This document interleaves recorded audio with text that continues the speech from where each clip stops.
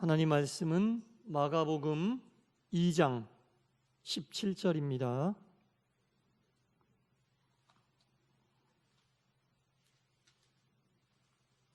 마가복음 2장 17절 말씀 보시겠습니다. 한 목소리로 하나님 말씀을 봉독하겠습니다. 시작. 예수께서 들으시고 그들에게 이르시되 건강한 자에게는 의사가 쓸데없고 병든 자에게서야 쓸데있느니라. 나는 의인을 부르러 온 것이 아니요 죄인을 부르러 왔노라 하시니라. 아멘. 할렐루야. 네, 주일로 3일 동안 평안하셨죠? 네, 날씨가 참 사람의 삶에 얼마나 중요한 요소인지 요즘에 아주 많이 느끼고 살고 있습니다. 특히 겨울이 되면 이 추위와 이 눈이 사람에게 미치는 영향은 참 지대한 것 같습니다. 그래서 사람이 아무리 과학이 발달하고 지혜가 발달해도 날씨만큼은 어떻게 참 조절할 수가 없는 것 같아요. 인공 눈을 만드느니 인공 강우를 만드느니 여러 가지 날씨를 인간이 어떻게 하려고 하지만 그런 것들은 날씨를 주관하시는 우리 하나님의 그 능력 앞에서 아무런 힘도 될 수 없고 아무런 능력도 될 수 없음을 우리가 깨닫고 있습니다. 그래서 추운 겨울 날씨, 또 눈 때문에 미끄러운 또 이 겨울의 날씨를 보낼 수도 있지만 우리가 항상 이 모든 것을 주관하시는 분은 우리 아버지 하나님임을 알고 추워도 감사, 조금 미끄러워도 조심조심하면서 감사, 항상 감사의 삶이 여러분 삶 속에 끊임없이 임하시기를 간절히 축원합니다. 네.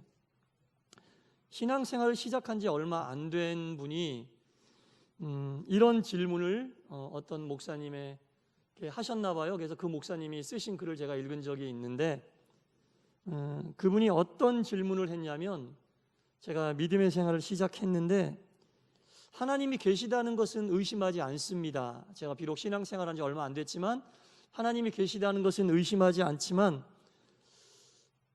어쩌다 한 번씩 하나님이 정말 이런 분이실까라는 의문이 들 때가 있다는 거예요. 그래서 그날 쓴 글에는 하나님이 좀 잔인하신 분이 아닌가라는 것에 대해서 글을 썼더라고요. 왜 하나님이 잔인하신 분일까라는 그 이유를 동물 세계에 있는 먹이 사슬을 예로 들어서 이야기를 했습니다. 작은 동물은 작고 약하다는 이유만으로 큰 동물에게 잡아먹히게 되는 거죠. 그리고 그 동물도 자기보다 더 큰 동물에게 잡아먹히게 되는 거죠. 그래서 이분은 TV에서 동물의 왕국 같은 거 보면 끝까지 못 본대요. 그래서 하나님, 저렇게 작고 예쁜 동물이 잘못한 것도 아니고 그냥 작고 힘이 없게 태어난 건데 아무런 죄도 없어 보이는데 왜 저 큰 동물에 잡아먹히게 되고 그 동물은 더 힘센 동물에게 왜 잡아먹히게 됩니까? 이 먹이 사슬을 왜 만드셔서 한 생명이 다른 생명에게 잡아먹히는 이런 일들을 하나님은 만드셨습니까? 왜 먹이 사슬을 만드셨나요? 아예 먹이 사슬을 만들지 않으셨으면 이런 잔인한 일들, 작다고 큰 동물에게 힘이 없다고 힘센 동물에게 잡아먹히는 이런 일은 없지 않았겠습니까? 하나님은 먹이 사슬을 만드신 잔인한 하나님이라는 생각이 듭니다. 성경을 보면 다 하나님은 사랑이시고 하나님은 자비롭고 하나님은 은혜가 많으신 분인데 왜 이렇게 하나님의 창조물, 피조물 중에 하나인 동물들에게는 이 먹이 사슬이라는 것을 만들어서 이렇게 잔인한 일들을 보고 계십니까, 하나님? 저는 이게 도대체 사랑의 하나님이면 어떻게 이러실 수가 있을까 이해가 되지 않습니다 라는 질문을 하셨어요. 그래서 이 목사님이 이 질문을 보고 이제 대답을 하시는 거예요. 이사야 그 선지자가 그 새 하늘과 새 땅 이 세상의 마지막 날에는 이런 일들이 벌어질 것이다라고 말씀한 그 유명한 구절이 있죠. 이사야 11장 6절부터 8절 말씀을 제가 읽어보겠습니다.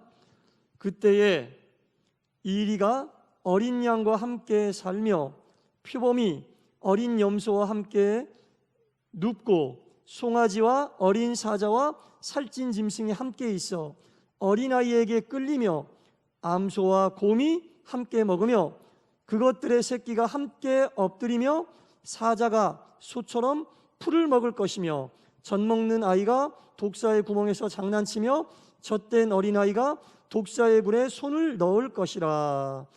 그날이 오면, 세상의 마지막 날이 오면 이런 일들이 벌어지게 될 것이다. 곧 먹이사슬이 해체되게 될 것이다라는 말이거든요. 그렇잖아요, 여러분. 먹이사슬이 해체되게 될 것이다. 지금 읽은 이 이사야 말씀에서 가장 중요한 부분이 어떤 부분이냐면 마지막 부분이에요. 사자가 소처럼 풀을 먹을 것이다. 먹이사슬이 해체되게 되면 모든 동물이 다 초식동물이 될 거란 얘기입니다. 사자가 풀을 먹는데요, 여러분. 상상이 되세요?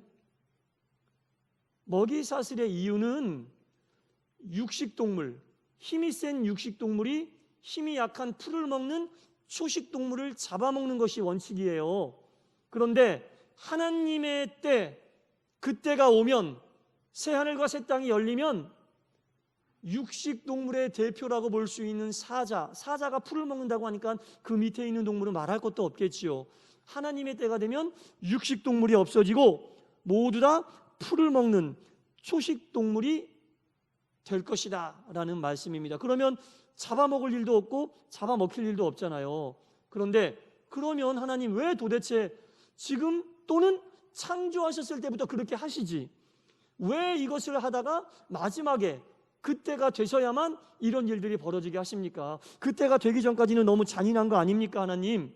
이런 또 의문을 가질 수가 있게 되는데, 물론 이런 질문들은 굉장히 논리적이고 타당하게 보이지만 이 질문의 핵심은 질문 자체가 적절치 않은 질문이라는 거예요.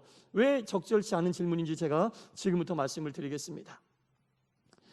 원래 하나님께서 천지를 창조하실 때요, 이렇게 둥그런 지구가 있다고 보면 물을 하늘 위의 물과 하늘 아래의 물 둘로 나누셨어요. 하늘 아래의 물은 바다를 이야기하는 것이고 하늘 위의 물은 이 지구를 둘러싸고 있는 대기권이 있는데 대기권 밖에도 바다와 같이 물이 많이 있었다는 얘기예요. 하늘 위의 물과 하늘 아래의 물이 있었는데 이 하늘 위의 물이 대기권 밖에서 지구를 감싸주니 태양으로부터 오는 직사광선을 인간이나 하나님이 창조하신 이 피조세계에는 직사광선을 직접 쪼이지 않아도 됐어요. 그러니까 지금 우리가 태양의 직사광선을 바로 쏘이는 이런 생태계가 아니었다는 얘기입니다. 직사광선을 쏘이지 않는 그 생태계는 지금보다는 온전한 생태계였고 그래서 창세기에 나오는 인간들의 수명이 긴 거예요.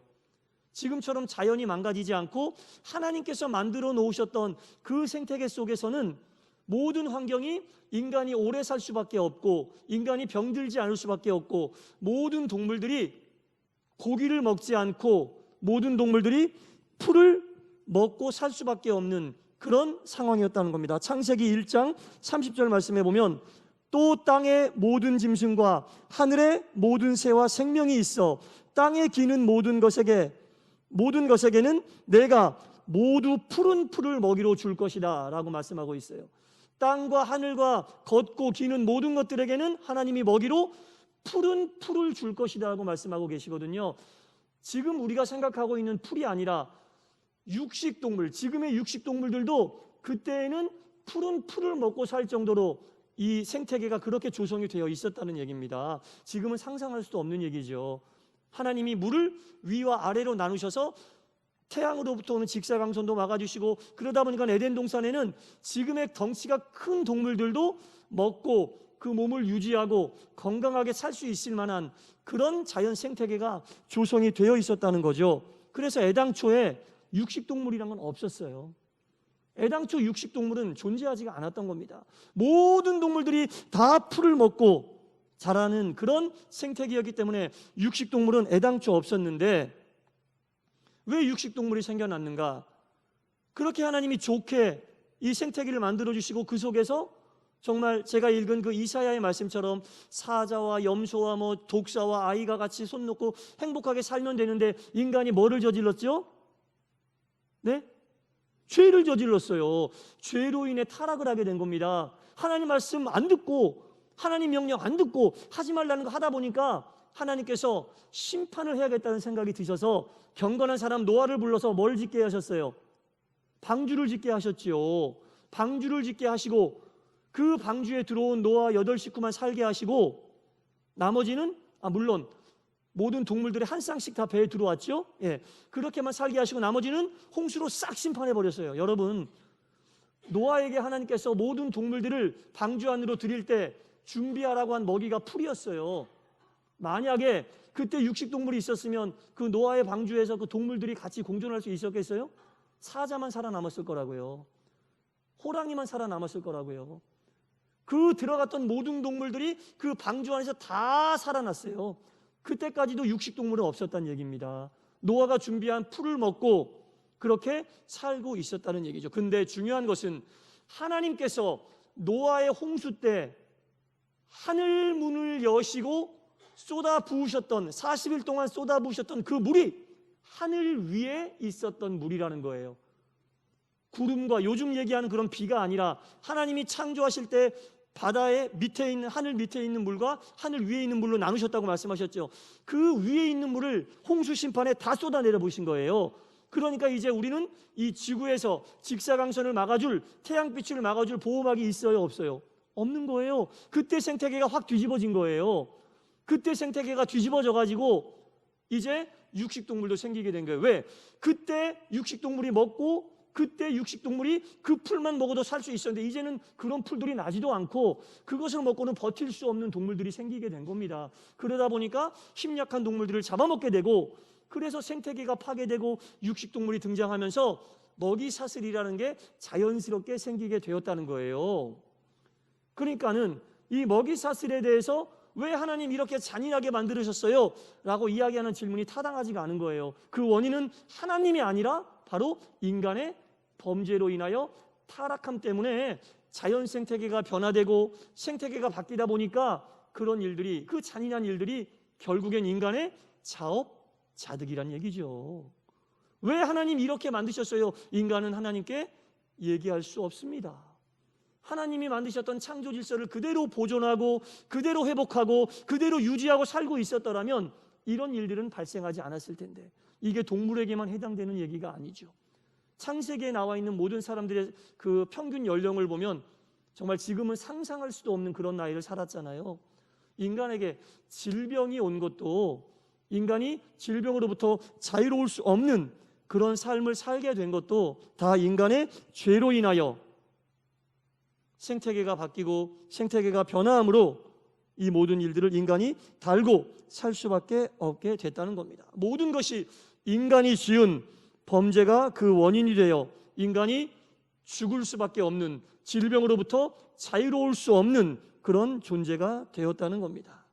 그래서 인류 최초의 시조인 아담과 하와가 범죄함으로 인하여 자연 생태계가 파괴되고 그러다 보니까는 육식동물이 나오게 되고 먹이사슬이라는 게 발생하게 되고 그 전에 없었던 질병이 생기고 그 질병은 고스란히 인간과 동물의 몫이 되었다는 거죠.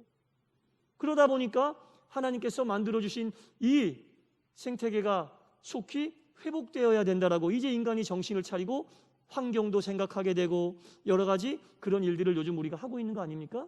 그래서 우리가 이 모든 것들의 원인은 인간의 죄로 인한 타락 때문에 발생한 것이다라는 것을 확실히 알고 하나님께서 만드신 창조 질서를 보존하고 사는 것이 우리가 크리스찬들이 교회가 해야 될 중요한 역할이라는 겁니다. 자칫 잘못 생각하면 이런 것들을 잘 모르고 있으면 하나님 왜 이렇게 잔인하게 인간에게 질병을 주시고 왜 하나님 인간의 생명을 이렇게 앗아가시나요? 동물들에게는 왜 이렇게 잔인한 먹이사슬을 주셔서 작고 귀엽고 예쁜 동물들이 큰 동물에게 무자비하게 잡아먹히는 이런 일들이 어떻게 하나님이 만드신 창조 질서 속에 일어날 수밖에 없나요?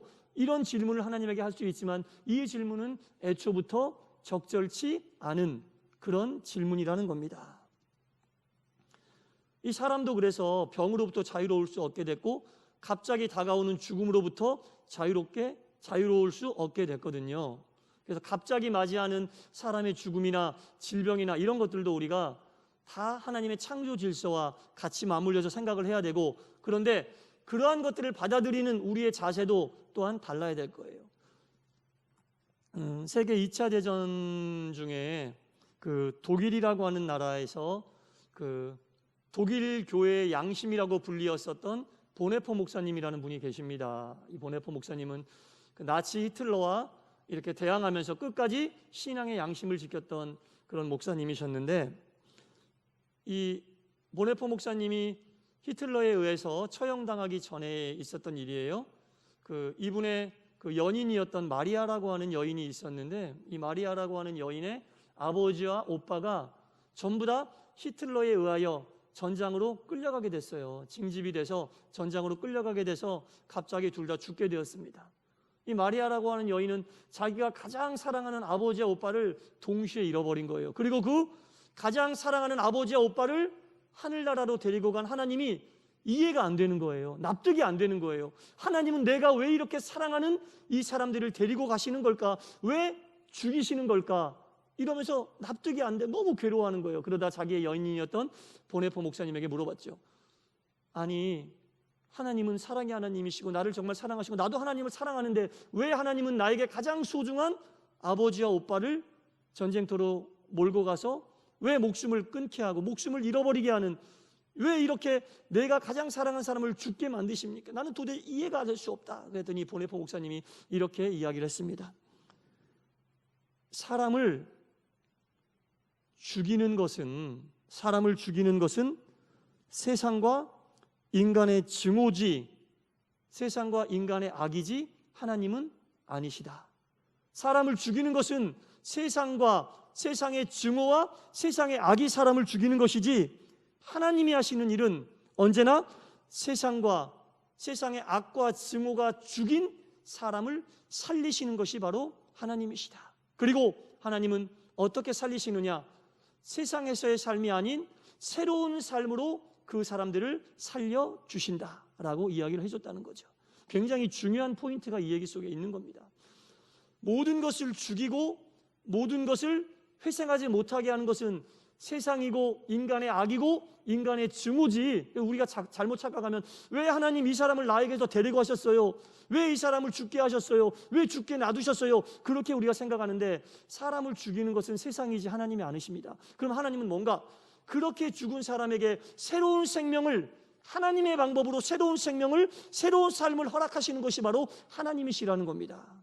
그래서 우리가 믿음의 눈으로 바라볼 때 우리의 형제 자매들, 우리의 가족들이 하나님의 부르심을 받았을 때는 하나님께서 그 사람의 생명을 가지고 가신 것이 아니라 하나님께서 그 사람을 새로운 삶으로 인도해 주셨다고 우리가 그렇게 봐야 되는 게 바로 신앙적인 관점으로 보게 되는 거예요. 그래서 우리가 세상을 죽이는 것은 세상이고 증오고 악이지, 하나님은 세상을 살리시는 분이 하나님이시다. 제가 지금 쭉 설명드렸잖아요. 먹이 사슬이며 인간의 질병이요, 이 모든 것들은 한마디로 얘기하면 죽이는 거잖아요. 큰 동물이 작은 동물을 잡아 죽이고 질병으로 인해 사람이 죽고, 이 모든 죽음은 하나님이 죽게 하는 게 아니라 세상이, 죄가, 증오가, 악이 사람을 죽이는 것이지 하나님은 결코 죽이는 분이 아니거든요. 이렇게 죽은 것들을 하나님의 방법으로, 하나님께서 주시는 새로운 삶으로 다시 살게 하시는 분이 바로 하나님이시라는 겁니다. 그래서 우리가 하나님은 살리시는 하나님이시라는 것을 분명히 알아야 되고, 하나님이 만드신 창조 질서라는 것은 살리는 생명의 창조 질서이지 죽이고 싸우고 죄짓고 악하고 증오하고 이것은 하나님의 창조 질서가 아니라는 겁니다. 지금 우리가 살고 있는 이 세상은 그 창조 질서가 깨지고 그 창조 질서가 어긋나 있기 때문에 우리가 질병 속에서 자유로울 수 없고 먹이사슬 속에서 자유로울 수 없고 증오와 악 속에서 자유로울 수 없기 때문에 우리의 육신과 우리의 마음이 늘 고통 속에, 질병 속에, 괴로움 속에서 온전히 자유로울 수 없다라는 겁니다. 이렇게 어찌 보면 문제투성이인 우리 인간의 삶을 하나님께서는 그래도 사랑하셔서 그냥 내버려 두지 않으셨거든요. 질병으로 고통받고 있는 인간들에게 인간의 지혜를 주셔서 의술을 발달하게 하시고 그 의술로 조금씩 질병들을 정복하게 하시고, 이게 다 하나님이 주신 은혜예요. 의술의 발달은 인간의 지혜로만 나온 게 아니에요. 문제투성이인 세상 속에서 하나님께서 인간을 사랑하셔서 인간에게 지혜를 주셔서 의술을 발달하게 하셔서 질병으로부터 조금씩 우리가 버티고 견딜 수 있도록 해주셨고, 또 중요한 것은 근본적으로 우리를 너무나 사랑하셔서 새로운 삶, 하나님을 살리는 하나님이라고 했잖아요. 새로운 생명의 길로 인도할 수 있는 유일한 길인 예수님을 우리에게 보내주셔서 그 예수님으로 인하여 우리가 희망 삼고 우리가 이 세상의 삶을 마무리할 때 그 이후의 영원한 삶을 또한 우리에게 예비하게 하시고 준비하게 하시는 이 놀라운 은혜를 이 문제투성이 세상을 사는 우리들에게 제공해 주셨다는 겁니다. 그 좋은 것을 다 깨버리고 그 베풀어 주신 모든 은혜와 혜택을 다 발로 차버렸는데, 그래도 하나님은 우리를 사랑하셔서 이런 여러 가지 것들로 인하여 주님 앞으로 돌아오라고, 예수 그리스도를 믿으라고 우리에게 여러 가지 길을 또한 보여주고 계신다는 겁니다. 그래서 현재 우리는 온전히 건강한 삶을 사는 영과 육이 아니에요. 그래서 우리는 완전히 건강한 것 같고 완전히 바로 선 것 같고 우리가 모든 것을 할 수 있는 것 같지만, 사실은 하나님의 창조 질서가 깨지는 그 순간부터 이사야에 나오는 하나님의 그 마지막 때가 다다르는 그때까지는 완전해질 수 없는 삶을 사는, 병들어야 되고 늙어야 되고 힘들어야 되고 괴로워야 되고 그런 삶을 살 수밖에 없는 인간이라는 겁니다. 그래서 그런 삶을 사는 아직 온전치 못한 우리들에게 희망의 말씀으로 주신 것이 바로 오늘 본문 말씀이라는 거예요.